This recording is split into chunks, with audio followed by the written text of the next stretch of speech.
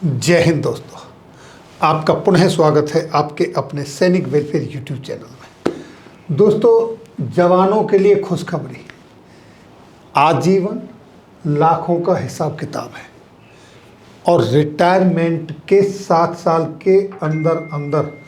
आप इस चीज़ का फ़ायदा उठा सकते हैं। ये जो इन्फॉर्मेशन है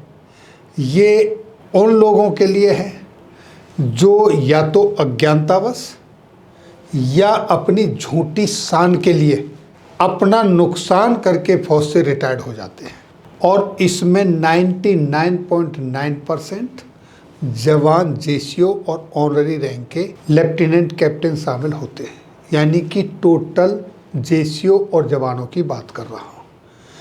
कौन है वो झूठी शान के या अज्ञानता के कारण, इसकी बात बाद में करूँगा। पहले देखिए सब्जेक्ट क्या है, मैटर क्या है, वो पहले जानना आपके लिए ज़रूरी है और इसके बाद बताऊँगा कि मैंने कैसे कहा झूठी शान या अज्ञानता। देखिए, डिसेबिलिटी पेंशन जेसीओ और ओआरएस को जो मिलती है वो जब आपको कोई भी बीमारी जो एट्रीब्यूटेबल हो या एग्रावेटेड टू मिलिट्री सर्विस हो तो आपको लो मेडिकल कैटेगरी में जब डिस्चार्ज होते हैं तो उसके बदले आपको डिसेबिलिटी पेंशन मिलती है। लेकिन कुछ लोग, क्योंकि मैंने भी 30 साल सेना में नौकरी की है और मैं सेम इसी डिपार्टमेंट में था, तो कुछ लोग ऐसे आते हैं और कहते हैं कि साहब मैं तो अपने पूरे जीवन में सिक रिपोर्ट ही नहीं गया, सर मैंने तो आज तक हॉस्पिटल ही नहीं देखा। और बहुत सारी उनके साथ प्रॉब्लम्स होती हैं, उनके हेल्थ इशू होते हैं, लेकिन इसके बावजूद भी वो उसको छुपाते हैं और रिटायरमेंट के बाद डीएससी में जाने के पर्पज़ से या सिक्योरिटी गार्ड में ड्यूटी करने के पता नहीं किस चक्कर में वो कोशिश करते हैं कि हमको सेप 1 में ही रिटायरमेंट मिले। कई बार वो एनुअल मेडिकल एग्जाम में फंस जाते हैं, वहाँ भी वो अप्रोच करते हैं, रिक्वेस्ट करते हैं और जुगाड़ लगा के सेप 1 में रिटायर्ड भी हो जाते हैं। और जब रिटायरमेंट आ जाते हैं उसके बाद जब उनको पता चलता है कि डिसेबिलिटी पेंशन का क्या फ़ायदा है, आजीवन आपको मिलती रहती है और वो उसके लिए मिलती है जो आपको तकलीफ़ फौज की वजह से हुई है। जब आपको तकलीफ़ हुई है तो उसे छिपाने की क्या आवश्यकता है। उन्हीं के लिए मैं जो इस तरीके से अज्ञानतावश या झूठी शान के चक्कर में रिटायर्ड आ गए हैं, अब उनके लिए एक मौका है कि वो 7 साल तक, यानी रिटायरमेंट के डिस्चार्ज होने के 7 साल के दौरान अगर वो ये प्रूव कर सकते हैं कि उनको जो डिसेबिलिटी हुई है, वो उनको जो बीमारी है वो फौज के कारण हुई है, वो हुई है सर्विस के दौरान, तो उनको रिटायरमेंट के 7 साल के अंदर अंदर भी डिसेबिलिटी पेंशन मिल सकती है, यानी कि वो भी डिसेबिलिटी पेंशन का बेनिफिट ले सकते हैं। ये जानकारी निकल कर आई है और जैसा कि आप सभी जानते हो, डिसेबिलिटी पेंशन जो आपका लास्ट एम्यूलमेंट होता है, जो लास्ट आपकी सैलरी बनती है, जिसका 50% आपको पेंशन के रूप में मिलता है, उसी का 30% आपको डिसेबिलिटी के रूप में दिया जाता है 100% डिसेबिलिटी के लिए।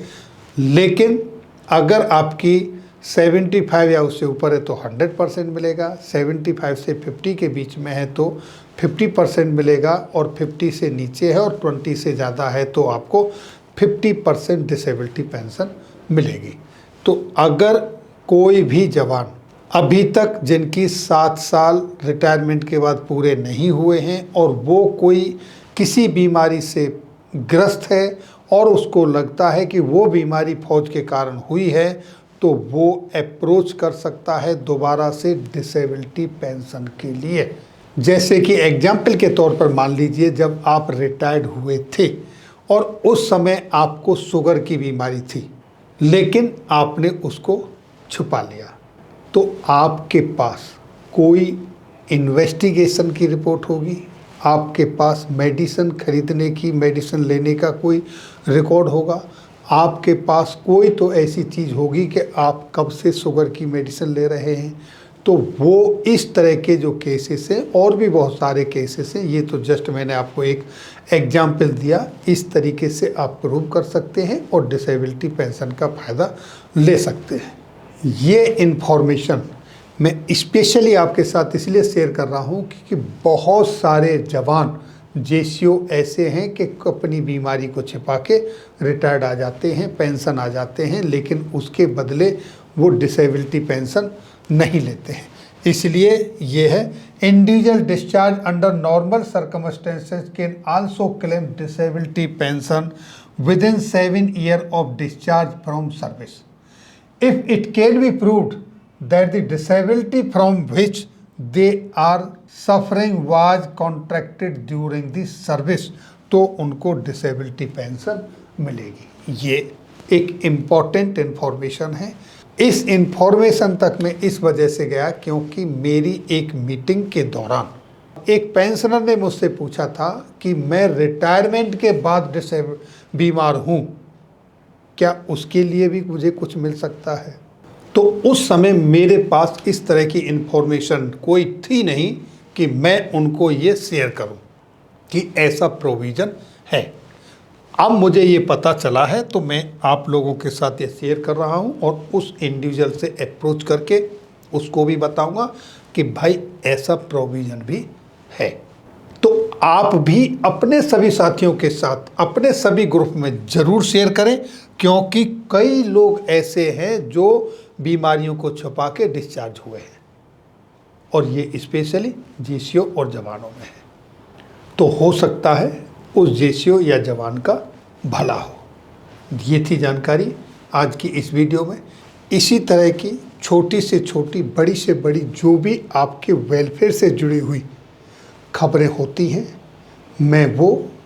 गवर्नमेंट के जो ऑफिस मेमोरेंडम या सर्कुलर या नोटिफिकेशन जो भी निकलते हैं उनके आधार पर ही लेकर आता हूँ। कोई भी इन्फॉर्मेशन मैं बिना ऑथोरिटी के आपके साथ शेयर नहीं करता हूँ, और उस ऑथोरिटी का लिंक वीडियो के डिस्क्रिप्शन में देता हूँ, या फिर आप मुझसे मेल के जरिए भी वो लेटर ले सकते हो जो लेटर आपको लिंक के जरिए नहीं मिल पा रहा है, आपको लिंक के जरिए नहीं मिलता है। फिर मिलेंगे आपके वेलफेयर से जुड़ी हुई इसी तरह की किसी अन्य जानकारी के साथ अगली वीडियो में। तब तक के लिए जय हिंद, जय भारत।